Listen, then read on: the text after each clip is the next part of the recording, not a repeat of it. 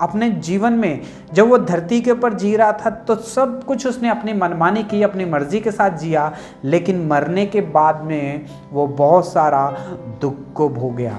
है भाई और बहनों, आज परमेश्वर इस वचन के द्वारा हमसे बात कर रहा है। कभी कभी हम भी सोचते हैं यार मर जाता तो अच्छा होता, काश मुझे परमेश्वर उठा लेता तो अच्छा हो जाता। लेकिन आज परमेश्वर हम सबसे एक सवाल पूछ रहा है, अगर आप मरते हैं तो कहाँ पे जाएंगे? हम सोचते हैं कि शायद मर जाएंगे तो हमारे सर के ऊपर से बोझ हल्का हो जाएगा, शायद हमारी जान निकल जाएगी तो सारे दुख और तकलीफ जो है दूर हो जाएंगे। लेकिन भाई और बहनों, परमेश्वर के वचन में कुछ लिखा है। परमेश्वर के वचन में लिखा है, अगर अपनी मनमानी करेंगे, अपनी इच्छा के अनुसार जिएंगे, अगर परमेश्वर को याद ही नहीं करेंगे, अगर उसके ऊपर विश्वास नहीं करेंगे तो एक दिन मर जाएंगे।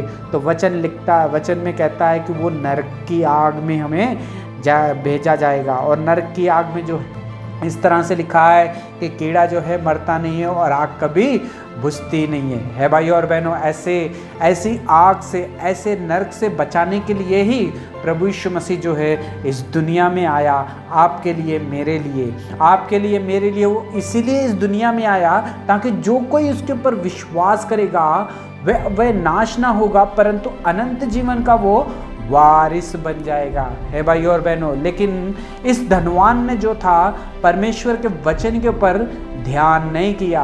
हम देखते हैं कि जब वो मर जाता है तो वो नरक में चले जाता है और नरक में जाके उसे पता चलता है कि सचमुच में एक नरक है। नरक जब तक वो धरती के ऊपर जीवित था उसे पता नहीं था कि नरक के जैसी कोई चीज़ है।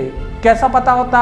अगर वो वचन को पढ़ता, वचन को सुनता तो उसे पता चलता कि वो नरक के नाम की कोई चीज़ है। लेकिन उसने कभी वचन नहीं सुना और ना ही कभी वचन पढ़ा, ना ही कभी प्रार्थना की, ना ही कभी वो सभा में गया, इसलिए उसे पता नहीं था कि नरक की जैसी एक चीज़ है भाई और बहनों, आज परमेश्वर आपसे भी इस वचन के द्वारा हमसे बात कर रहा। आप भी कहीं सोच रहे तो नहीं हो शायद इस दुनिया के बाद में कोई चीज़ ही नहीं है जहाँ पे हम विश्रांति शायद पाएंगे?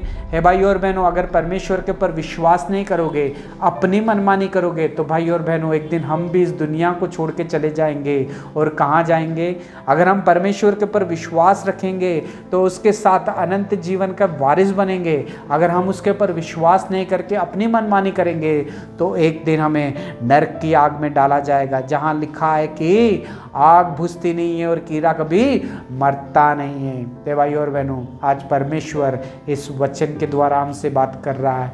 नरक में गया है और वहाँ पे रो रहा है, वहाँ पे तड़प रहा है पानी के लिए, उसके पास पानी भी नहीं है पीने के लिए।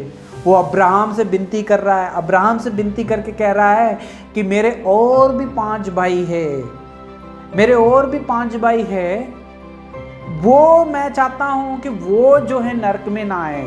धनवान कह रहा है, नरक से विनती कर रहा है अब्राहम से कह रहा है कि वो उसके भाइयों के लिए, किसी को जो मर चुके हैं, इस दुनिया को छोड़ के चले गए, जो आपके पास स्वर्ग में है, उनमें से कोई आके मेरे भाइयों को जाके वचन को सुनाए। हे भाई और बहनों, लेकिन अब्राहम कह रहा है कि यहाँ से जो है एक बार मरने के बाद में दोबारा कोई चांस नहीं है हमें धरती के ऊपर जाने का, और दोबारा हम जाके वचन को नहीं सुना सकते।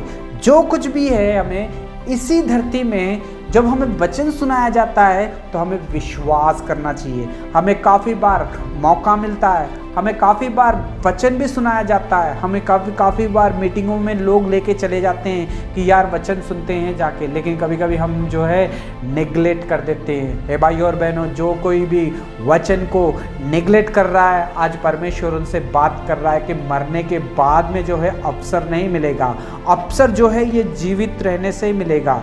जब तक हम धरती के ऊपर जीवित है तब तक ही हमारे पास मौका है। हे भाई और बहनों, यहाँ पे धनवान कह रहा है अब्राहम से, कोई मरे हुए को मेरे भाइयों के पास भेज दे, या अगर मरे हुए जाके मेरे भाइयों को वचन सुनाएंगे तो मेरे भाई जो है वो वचन के ऊपर शायद विश्वास करेंगे। लेकिन अब्राहम कह रहा है उनके पास तो मूसा की धर्मशास्त्र है, यानी कि मूसा का जो लिखा हुआ धर्मशास्त्र है उसे अगर वो पढ़ेंगे, उसके ऊपर विश्वास करेंगे तो वो जो है यहाँ पे मरने के बाद में अनंत जीवन के वारिस बनेंगे, वो भी उद्धार पाएंगे। ए भाई और बहनों,